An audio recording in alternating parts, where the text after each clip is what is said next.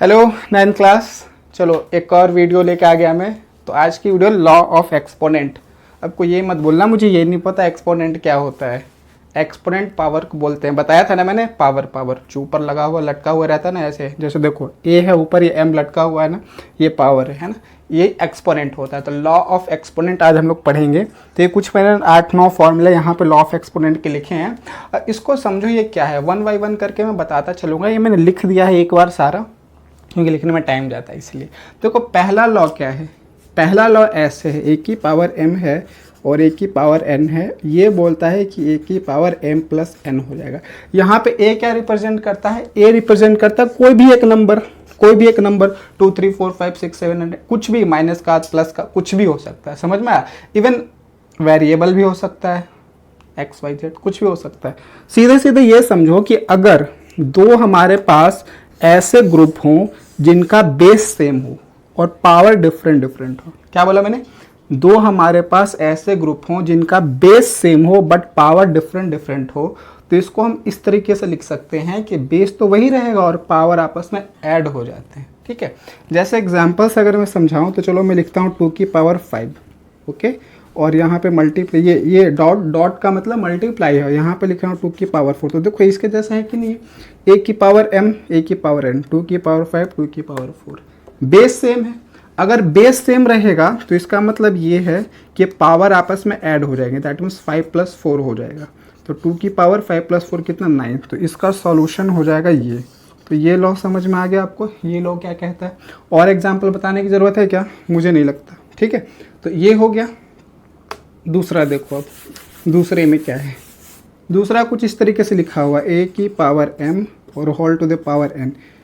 ये क्या कहता है कि अगर कभी ऐसा मिले, दैट मीन्स पावर और whole to the power n मिले, तो ये पावर आपस में मल्टीप्लाई हो जाते हैं, दैट मीन्स वो m × n हो जाएगा।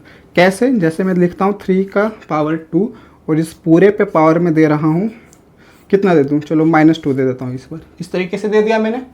अब ये क्या होगा ना, 3 तो रहेगा ही, 3 तो रहेगा ही, दिख रहा है ना, ये तो रहेगा ही, और ये पावर आपस में मल्टीप्लाई हो रहे थे, तो यहाँ का ये पावर भी आपस में मल्टीप्लाई होगा, दैट मीन्स 2 × 2 करेंगे 4 होगा, और माइनस था तो माइनस तो रहेगा ही। तो इसका सोल्यूशन ये हो गया, समझ में आ गया।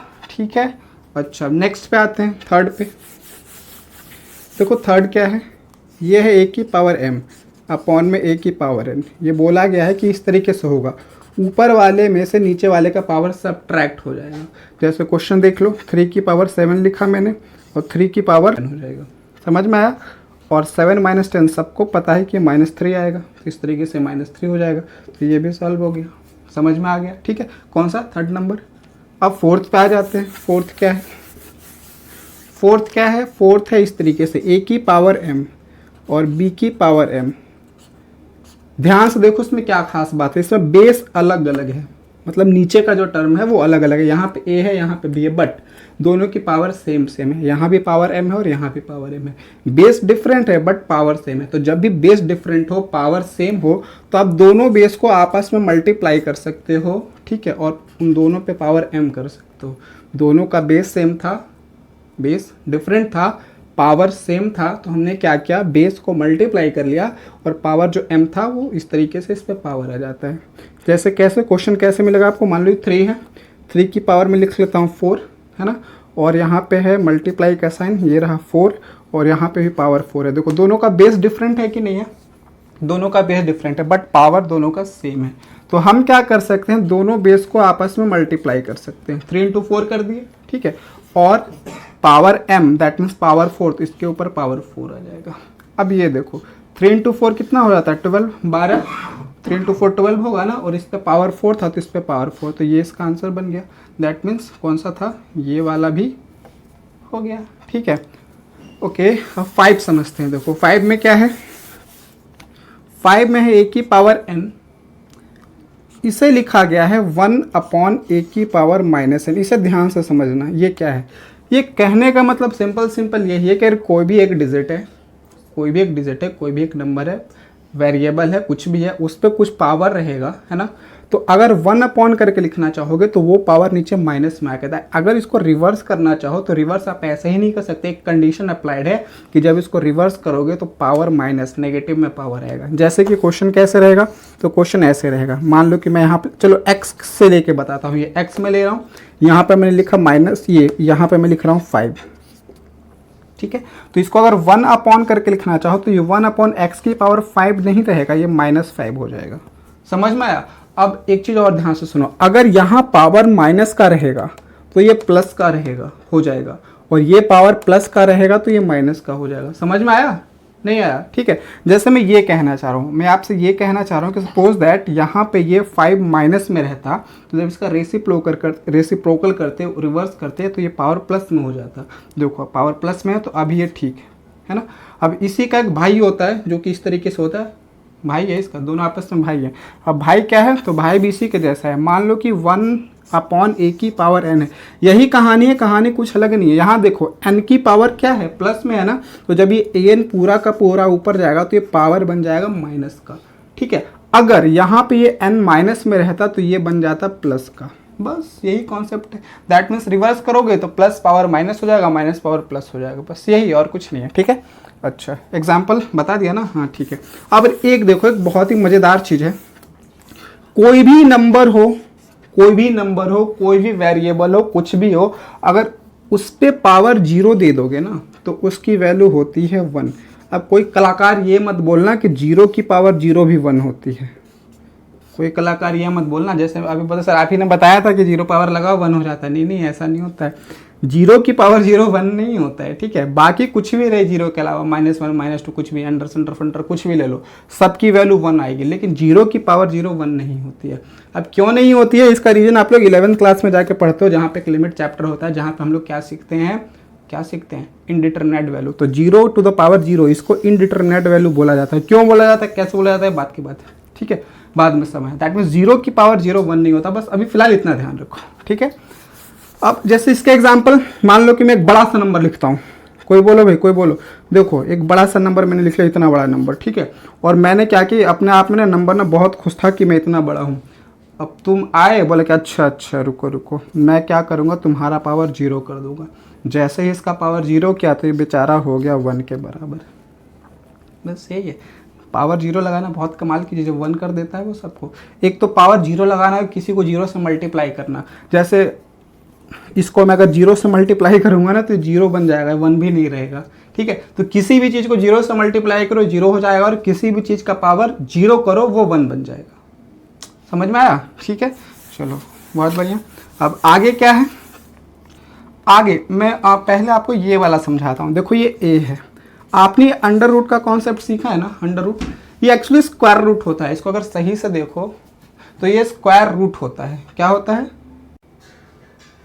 तो इसे क्या बोलते हैं हम लोग, ये क्या लिखा हुआ है, स्क्वायर रूट ऑफ ए, इसे क्या बोलते हैं, स्क्वायर रूट ऑफ ए। ध्यान से सुन लो, स्क्वायर रूट ऑफ ए बोलते हैं। स्क्वायर रूट का मतलब क्या होता है, स्क्वायर रूट का मतलब ये होता है इसके रूट के अंदर 2 छुपा हुआ है, स्क्वायर दैट मीन्स 2। समझ में आया, लेकिन वो 2 लिखते नहीं है जनरली जब स्क्वायर रूट लिखा जाता है। तो अभी क्यूब रूट लिखना होगा, तो क्यूब रूट लिखना होगा तो यहाँ पे हमें 3 लिखना पड़ेगा। 4th रूट लिखना होगा तो यहाँ पे हमें 4 लिखना होगा। 5th रूट लिखना होगा तो हमें 5th रूट 5 लिखना पड़ेगा। उसी तरह मतलब अगर जनरलाइज करना चाहें, nth रूट बनाना चाहें तो यहाँ पे हमें n लिखना पड़ेगा, इस तरीके से, ठीक है। ये चीज़ समझ में आई। तो देखो ये जो स्क्वायर रूट है ना, स्क्वायर रूट, इसको हम लोग इस तरीके से लिखते हैं, a की पावर 1/2। स्क्वायर रूट का मतलब ये है, स्क्वायर रूट का मतलब ये होता है कि जिस पे भी स्क्वायर रूट है उसका पावर 1/2 हो जाना। समझ में आया। और ये 2 क्यों हो रहा है, क्योंकि यहाँ 2 छुपा हुआ है, हिडन है, ठीक है। अच्छा अगर ये होता क्यूब रूट होता तो अब बताओ क्या लिखते, इसको हम लिखते a की पावर 1/3, इस तरीके से लिखते। अगर मान लो कि ये 4th रूट होता तो क्या लिखते, इसको लिखते a की पावर 1/4, ऐसा लिखते। उसी तरीके से अगर मैं इसको जनरलाइज कर दूं, यहाँ पे n लिख दूं, तो ये क्या हो जाएगा, a की पावर 1/n, ऐसा हो जाएगा। तो ये समझ में आया। अगर ये समझ में आया आपको तो ये भी समझ में आ गया होगा और ये भी समझ में आया होगा, दोनों मैंने कवर कर लिया इसी के अंदर। देखो कितना चालाक हूं मैं, ठीक है। अच्छा अब आते हैं 9th पे। अगर ये समझ में आया तो 9th समझ में थोड़ी सी परेशानी होगी, ज़्यादा परेशानी नहीं होगी।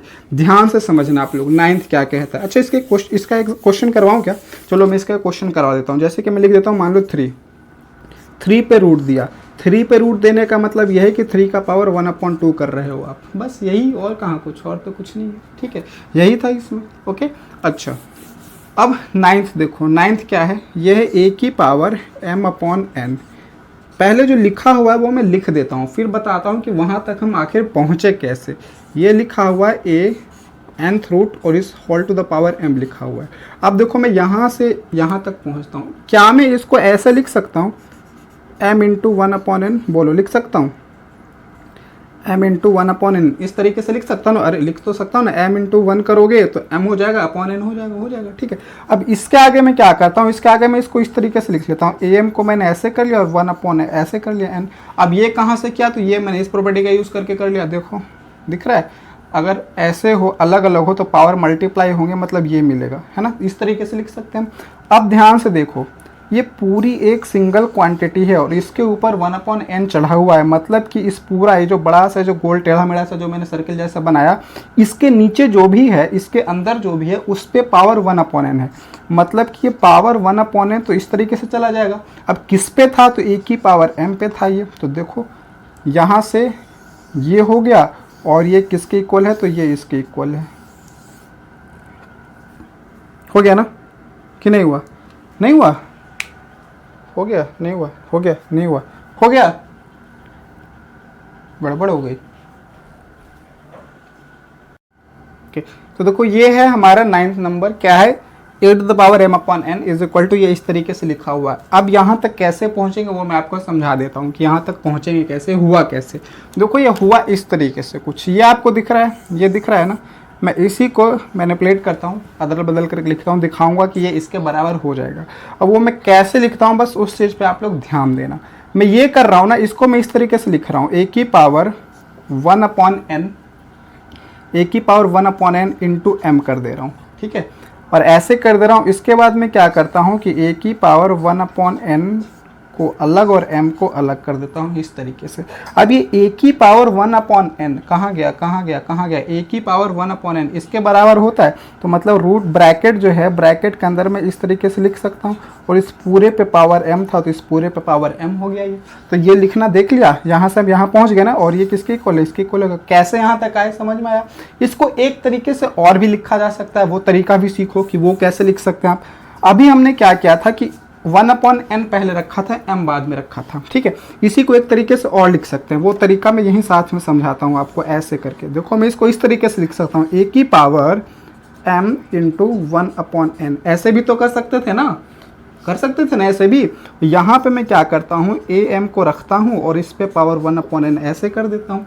अब इस पूरे पे पावर 1/n है, मतलब कि a की पावर जो m है उस पे ये रूट इस तरीके से लग जाएगा nth रूट। तो ये भी लिखना करेक्ट है और ये भी लिखना करेक्ट है, दोनों ही लिखना करेक्ट है।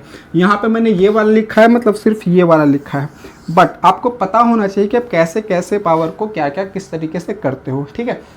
तो आज बेसिक मैंने सिर्फ फॉर्मूले जो भी थे, एक्सपोनेंट, लॉ ऑफ एक्सपोनेंट थे, वो आपको समझाया, ठीक है। कैसे कैसे बने वो समझाया, इससे ज़्यादा तो कुछ समझाया नहीं, ठीक है। अब इसके बेस पे कुछ क्वेश्चंस बता देता हूँ, 2-3 है ना, वो आप लोग कर लेना। जैसे कि छोटा सा क्वेश्चन ले लेता हूँ, ज़्यादा बड़ा नहीं लूँगा, ठीक है। जैसे मैंने ले लूँ 5 की पावर में दिखा देता हूँ कि ये मैं लिख रहा हूँ 2/3, 5 की पावर 2/3 है। दैट मीन्स कौन सा फॉर्मूला जैसा, ये इस फॉर्मूले से के जैसा है।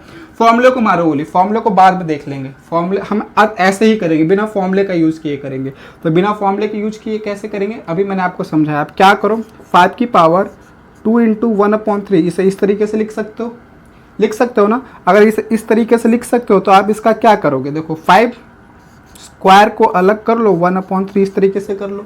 अब ये 1/3 है तो इसे मैं 5 स्क्वायर का रूट इस तरीके से लिख सकता हूँ ना, अरे अभी तो बताया था कि लिख सकता हूँ।